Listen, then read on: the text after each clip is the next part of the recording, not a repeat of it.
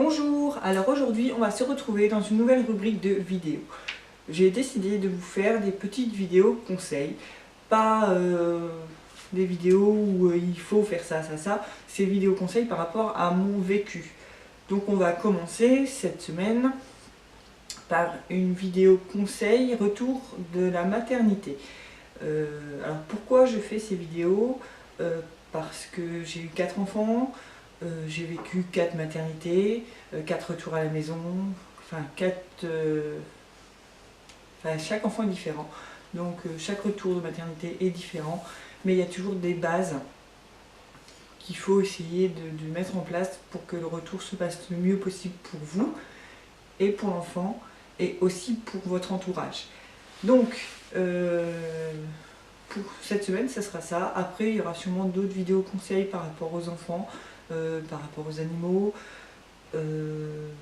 Puis après, n'hésitez pas si vous avez d'autres besoins de conseils ou quoi que ce soit, ou si mes conseils vous plaisent. Dites-moi ce que vous voudriez éventuellement savoir comment moi j'ai vécu telle ou telle étape de la vie de mes enfants. Parce que si vous avez déjà regardé mes vidéos présentations ou d'autres vidéos, vous avez pu constater que j'ai 4 enfants.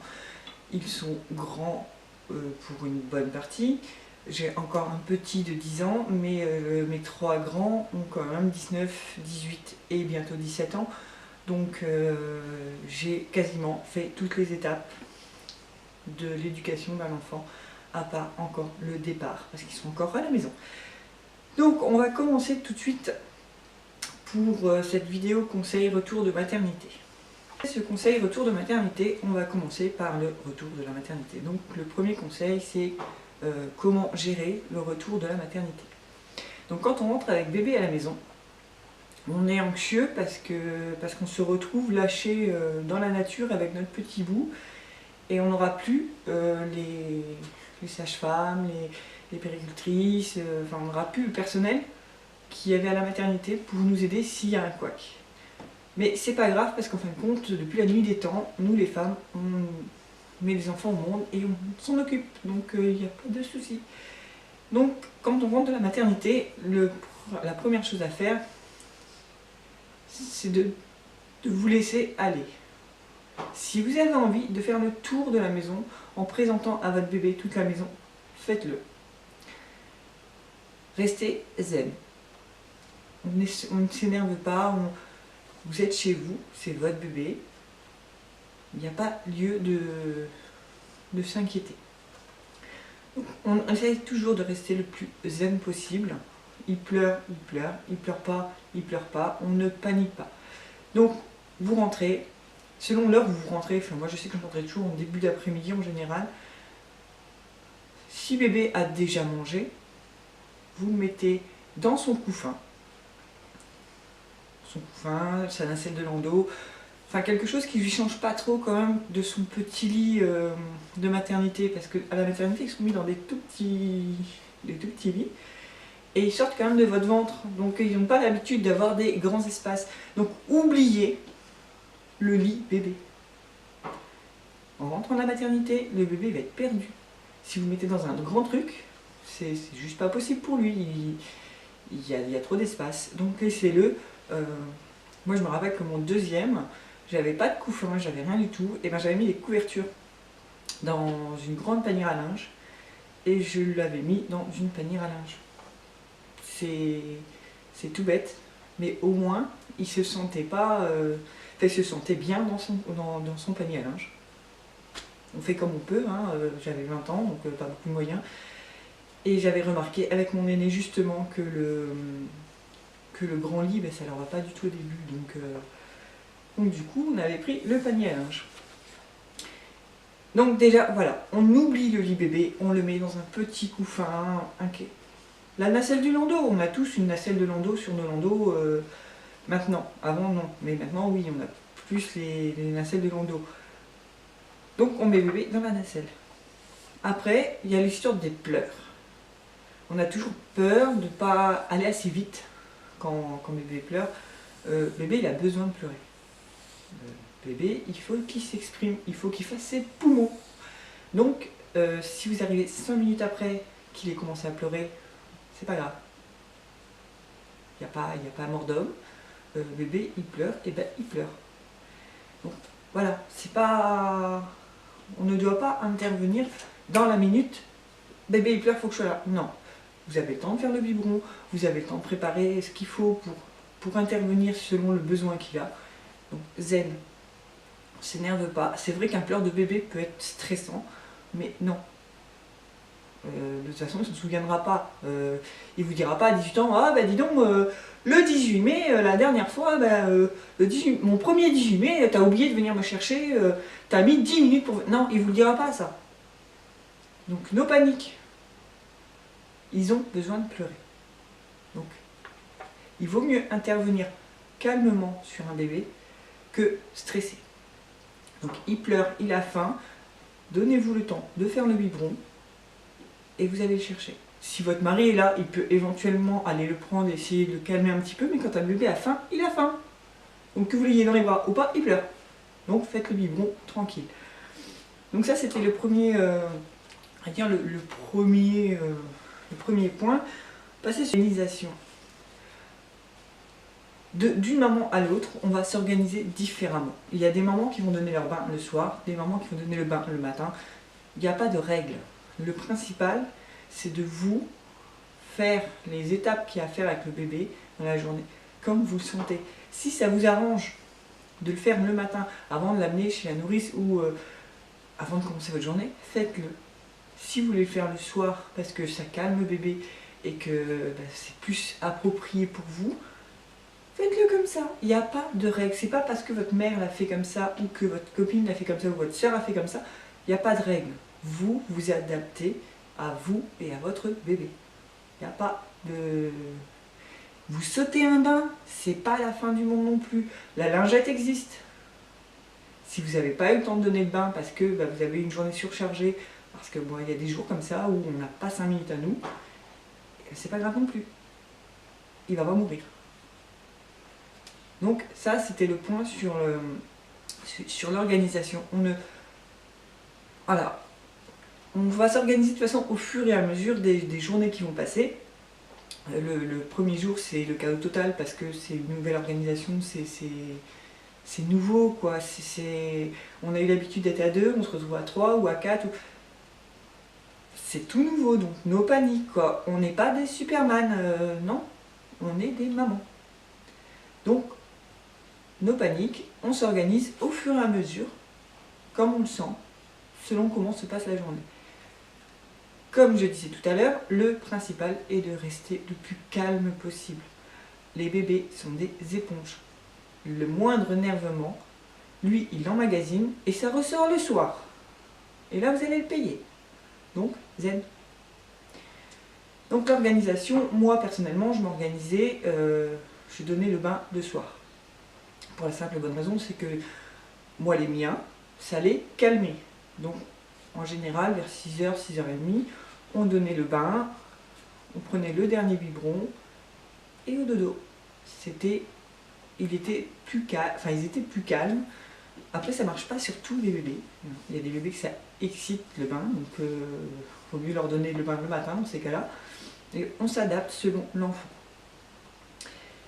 Le soir, quand le bébé est couché et qu'il dort, on va préparer éventuellement tout ce qui va être les vêtements pour le lendemain matin. On va préparer... on essaye de préparer en fin de compte quand ils dorment. Donc on prépare les vêtements, on va stériliser les biberons le soir, comme ça pour le lendemain, vous avez tous vos biberons. Si vous savez que vous devez bouger le lendemain, on va préparer le sac à langer avec tout ce qu'il va falloir pour pouvoir partir et éventuellement ayez tout en double. C'est-à-dire ce qu'il lui faut sur sa table à langer et la même chose dans son sac à langer. Comme ça, il n'y a pas le stress de « Ah ben on s'en va, il faut prendre ça, ça, ça ». Non, tout est dans son sac à langer. Vous avez juste qu'à prendre le sac à langer. Une fois de temps en temps, on refait la pointe sur le sac à langer, on remet des couches, on remet... Enfin voilà quoi. Mais on prépare à l'avance. On prépare rien sur le tas. On prévoit. Revenir un petit peu sur les pleurs de bébé. Un bébé peut pleurer énormément. Moi j'ai eu 3 garçons, j'ai eu une fille. Ma fille, je ne l'ai quasiment jamais entendue pleurer. Tant qu'elle était petite, dans ses 2 premières années, je crois que je l'ai quasiment jamais entendue pleurer. À part le jour de son baptême, où elle nous a sorti 4 dents. Le jour de son baptême, au moment du baptême, elle a sorti 4 dents. Elle a été juste infecte. Et ça fait bizarre, parce que quand vous avez un bébé qui ne pleure jamais, et que le jour où vous avez envie qu'elle soit sage, elle pleure tout ce qu'elle peut, vous êtes vraiment mais désespéré, parce que vous ne savez pas ce qu'elle a en fin de compte. Pourquoi elle pleure jamais. Elle a sorti 4 dents. Donc après, une fois que les 4 dents étaient sorties à la sortie de l'église, les 4 dents, elles avaient pointé leur bout, on les sentait, elle a dormi toute la journée. Mais sur le coup, vous vous posez des questions, quoi. C'est pourquoi elle pleure? Ah bah oui, forcément, elle a sorti 4 dents, donc c'était pas pour rien. Et mes 3 garçons, par contre, ont pleuré plus normalement, on va dire, que ma fille. Donc, le pleur du bébé, les pleurs, il y a plusieurs pleurs. Il y a le pleur de j'ai faim, il y a le pleur de j'ai ma couche mouillée, il y a le pleur de j'ai envie de câlin. Donc n'écoutez pas forcément toujours les gens qui disent « Ah, il pleure, faut pas le porter tout de suite ». Non, on essaie d'identifier le pleur du bébé. Le bébé peut pleurer parce qu'il a envie de câlin, parce qu'il a envie qu'on s'occupe de lui. Oui, et oui, il faut le prendre dans les bras et lui faire des câlins. C'est pas une histoire d'en faire des capricieux. Il faut savoir aussi qu'un enfant, un bébé, quand on va répondre assez rapidement à un pleur de demande de changement de couche, de biberon, ou de recoincé, ou d'un mal-être qu'il a, donc colique, etc., si on intervient assez rapidement et qu'on arrive à le calmer, le bébé, il va avoir confiance en vous. Il va savoir qu'en fin de compte, vous ne le laissez pas dans une situation où il n'est pas bien. Donc, il va pleurer, mais moins... comment dire, moins fort et moins stressant que si on le laisse pleurer tout le temps. Donc oui, il faut laisser bébé pleurer, mais pas tout le temps et pas trop longtemps. Donc là-dessus, c'est assez difficile à gérer, c'est de savoir quand est-ce qu'il faut le laisser pleurer et quand est-ce qu'il faut intervenir assez rapidement. Bon, bien sûr, on intervient rapidement, mais sans non plus... on a le temps de préparer le biberon, on a le temps on a le temps de finir ce qu'on est en train de faire. Quand je vous dis qu'il faut intervenir rapidement, c'est pas le laisser pleurer un quart d'heure. Voilà, on peut le laisser pleurer 2-3 minutes, le temps de finir ce qu'on était en train de faire. Donc ça là-dessus, le pleur de bébé, il faut essayer de l'identifier. Et vous êtes une maman et vous allez forcément, avec les semaines, comprendre votre bébé, le pleur qu'il a. Vous allez savoir ce qu'il a besoin. Il faut simplement l'écouter. Les pleurs les plus difficiles, c'est les pleurs de déchargement. Alors, le pleur de déchargement, c'est un pleur qui vient le soir. Et c'est le trop-plein du bébé. C'est toutes les émotions, toutes vos émotions, toutes les émotions de son entourage qu'il a captées comme une éponge toute la journée et qui vont ressortir. Et il a besoin de ça, il a besoin de pleurer à ce moment-là pour se décharger, pour pouvoir enfin passer une nuit tranquille. Donc, si vous n'arrivez pas à le calmer, c'est normal, ce sont des pleurs utiles, c'est le pleur de déchargement. Dans les 3 premiers mois, il y a aussi les fameux pleurs à peu près à la même période, à peu près vers entre 17h et 19h. Ils se mettent à pleurer énormément parce qu'ils ont des coliques. Donc normalement, maintenant, il y a des biberons, enfin, il y a plein de choses pour éviter les coliques. Ça, c'est la technique. Il faut aussi voir comment vous donnez le biberon ou comment il prend le sein. Enfin, voilà, les coliques, on n'y échappe pas. Hein, ils en font toujours, pas forcément beaucoup, mais ils en font. Et malheureusement, dans ces cas-là, c'est la chaleur. Moi, je sais que je prenais le sèche-cheveux et je leur, à distance, hein, pas collé, mais je leur réchauffais le ventre. Il y a l'histoire de la bouillotte aussi. Enfin, la chaleur, c'est comme nous, quand on a mal au ventre, un petit peu de chaleur nous soulage. Donc, si vraiment, il a mal au ventre, essayez de lui appliquer un petit peu de chaleur, mais ne les bouillantez pas non plus. Hein, mais la chaleur fait beaucoup d'effets quand même sur le... Et moi, je l'ai porté d'une certaine façon quand c'était comme ça, en fin de compte. Je prenais mon bébé sur le bras, donc le ventre était posé sur le bras, la tête était dans ma main et je l'ai porté comme ça. Donc le fait que le bras soit sur leur ventre, donc les jambes tombaient de chaque côté de mon coude, ils aiment bien. Et ça les calme, mais assez rapidement. Donc essayez. Mais voilà, c'était une façon de les porter et qui marche quasiment sur tous les enfants. Donc voilà. Les nuits. Les fameuses nuits. Adaptez-vous. C'est pas l'enfant qui va s'adapter à vous, c'est vous qui allez vous adapter à l'enfant. Et toujours zen. Donc moi je sais que je l'ai couché après le biberon du repas du soir, on va dire. Je l'ai couché. Quand il s'endormait, et je faisais ce que j'avais à faire, donc mon ménage. Si j'étais trop fatiguée, je m'allongeais sur le canapé et je faisais une petite sieste d'1 heure ou deux, enfin voilà. Et en général, il se réveillait vers minuit, 1 heure, pour un autre biberon. Donc là, je leur donnais leur biberon et après, tout le monde au dodo. Et la plupart du temps, enfin moi je sais que pour les miens, ils se réveillaient vers 6-7 heures du matin. Donc moi j'ai eu un peu de chance là-dessus. Mais essayez de vous reposer, surtout au tout début, entre 2 biberons. C'est pas grave, même s'il est 3 heures de l'après-midi, si vous avez envie de faire une petite sieste de 20 minutes, une demi-heure, 1 heure, faites-le. Ménage n'est pas fait, c'est pas grave, vous venez d'avoir un bébé. Et puis les gens qui sont pas contents, quand ils viennent chez vous parce que la serpillière n'a pas été passée ou parce que le linge n'a pas été repassé, écoutez, donnez-leur la serpillière, donnez-leur la fer à repasser. S'ils sont pas contents, ils ont qu'à le faire. Vous venez d'avoir un bébé, l'important est de vous reposer. Si vous vous êtes reposé, vous êtes plus disponible pour votre enfant, donc forcément, ça se passera mieux. Si vous êtes stressé parce que vous n'avez pas eu le temps de faire ça, forcément, le bébé va être stressé aussi, le bébé va pleurer. Tout s'enchaîne. Donc la nuit, voilà, no stress, on s'adapte. On couche bébé. Si on veut faire un petit dodo, à la place de regarder le film du soir, on fait un petit dodo. Et voilà. Je ne dirais pas de préparer les biberons parce que pour moi, enfin, comme je dis, c'est des conseils, on les prend, on les prend pas. Moi personnellement, je trouvais que préparer les biberons à l'avance, par rapport aux bactéries, par rapport aux microbes, j'ai jamais trouvé ça très bien. Donc voilà, moi je préparais pas les biberons. Pour mon dernier, il y avait des briquettes de lait premier âge, deuxième âge. Donc je prenais les briquettes pour la nuit. Parce que c'est vrai que la nuit, on n'a pas trop, on a un peu la tête dans le... donc forcément, c'est plus facile, une briquette, on met la quantité de lait qu'il faut. Voilà, c'est... Enfin, moi, mon dernier, je l'ai allaité jusqu'à 3 mois. Mais j'avais pas suffisamment de lait. Donc j'avais toujours des briquettes de lait premier âge pour... si jamais, voilà, il n'y avait plus de lait parce que, voilà, je ne suis pas faite pour allaiter les enfants. Donc, il y avait ce qu'il fallait. Quand on allaite, le dernier, c'est clair que je me suis vue le prendre dans son cosy, enfin, dans la nacelle de son landau, le mettre avec moi dans le lit, l'installer et de lui donner le sein dans le lit, quoi. Il avait fini, je le remettais dans son lit, enfin dans sa nacelle, et voilà. Ça a duré 1 mois comme ça. Et c'est pas grave. Voilà, moi je le mettais avec moi dans le lit, on se détend.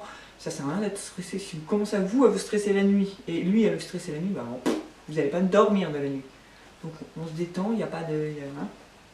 Ils vont se réveiller de toute façon, 1 fois ou 2 dans la nuit, ils vont se réveiller. Et le très important, parce que j'aime mes enfants pas plus que tout au monde, mais j'ai toujours voulu élever mes enfants avec des animaux. J'ai toujours eu des animaux depuis que je suis toute petite. Pendant mes grossesses, j'avais des chats. Alors ça c'est pareil. Ah, faut pas de chat, t'es enceinte. C'est des conneries. En aucun cas, votre bébé aura des problèmes parce que vous avez un chat. La toxoplasmose. Écoutez, moi j'ai 40 ans dans quelques mois. Bientôt. J'ai pas chopé la toxoplasmose et j'ai toujours vécu avec 3-4 chats à la maison. J'ai toujours vécu à la campagne, donc j'ai toujours eu les mains dans la terre, j'ai toujours mangé de la viande crue, j'adore ça. Donc, enfin de la viande crue, du steak tartare quoi. Donc voilà, j'ai jamais chopé la toxo. Donc les probabilités de chance que vous attrapiez la toxo quand vous êtes enceinte, elle est quand même minime quoi. Surtout si vous respectez des règles d'hygiène. C'est pas plus dur que ça. La caisse des chats, c'est ça qui est dangereux, où vous pouvez choper la toxo. La caisse des chats, vous mettez des gants. Ou sinon, au mieux, vous demandez à monsieur ou à un de vos enfants de le faire. Enfin voilà, c'est pas parce que vous êtes enceinte et qu'un bébé arrive que le chat faut le foutre dehors. Il en est hors de question. Pareil pour les chiens. j'ai élevé mes enfants avec des Rottweilers. Je n'ai jamais eu de problème. Donc les animaux ne sont pas bannis de la maison parce que bébé arrive. Net. Donc l'arrivée avec bébé, c'est tout simple. Moi je suis arrivée à la maison avec mes 4 enfants. J'ai posé le cosy sur le canapé et mes chats sont venus voir, sont venus sentir le bébé. Et c'est tout. J'avais mon premier chat pour mon aîné qui restait en permanence à côté de mon fils. Quand il pleurait, elle venait me chercher. Enfin, elle a surveillé mon fils la nuit, elle se couchait dans sa chambre, sur sa commode, et elle le regardait dormir. Et quand il commençait à se réveiller, elle venait me chercher. Elle ne l'a jamais étouffé, elle ne l'a jamais griffé, elle ne lui a jamais fait de mal. C'est vos bébés, vos animaux, c'est vos bébés aussi. Vous les aimez, ils vous aiment. Vous ramenez un petit... Quand votre petite chatte, elle a un bébé, vous êtes tout gaga avec. Et bien votre chatte, elle va faire... Enfin, vos chats vont faire pareil avec votre enfant. Donc, ils ne vont pas leur faire de mal. Ils leur feront du mal que si vous essayez de faire en sorte qu'ils ne l'approchent pas. Parce qu'ils vont se demander, mais c'est quoi ce truc que j'ai pas le droit de voir, que j'ai pas le droit de sentir, que j'ai pas le droit de toucher, Non, il a le droit de le sentir, il va pas lui donner des microbes. Il va pas... Enfin voilà quoi, c'est... Et le chien c'est pareil. Bon, mon fils, mon dernier, quand on est arrivé, il est né en février, le Rottweiler était dehors, donc c'était un peu compliqué quand même de faire la présentation. Mais au printemps, il était dans sa poussette. Le Rott est venu à côté. Il est venu le sentir. On n'a pas eu de... Oh non, on n'a pas eu de ça. Le Rott, il est venu à côté. Il est venu lui faire des petits bisous sur la joue. Le gamin était mort de rire. Et jamais, jamais, ils n'ont fait de mal à mes enfants.